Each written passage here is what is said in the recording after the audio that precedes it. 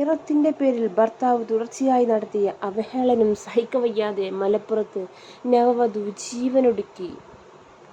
കൊണ്ടോട്ടി സ്വദേശിനി സഹാന മുംതാസ് ആണ് ജീവനൊടുക്കിയത്. 19 വയസ്സാണ് സഹാനയ്ക്ക്. ഇന്ന് രാവിലെ 10 മണിയോടെയാണ് മുംതാസിനെ വീട്ടിൽ തൂങ്ങി മരിച്ച നിലയിൽ കണ്ടെത്തിയത്.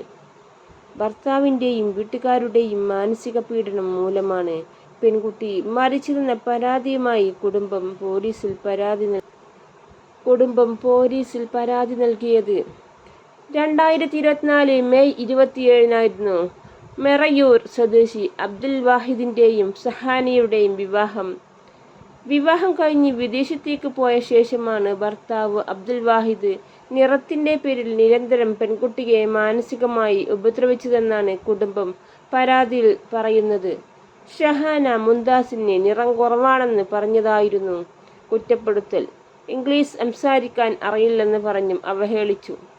ഇതിന്റെ പേരിൽ വിവാഹബന്ധം വേർപെടുത്താനും നിർബന്ധിച്ചു. വിവാഹബന്ധം വേർപെടുത്തണമെന്ന് ആവശ്യപ്പെട്ടതോടെ കുട്ടിയുടെ വളരെ മാനസികമായി പ്രയാസത്തിലായിരുന്നു.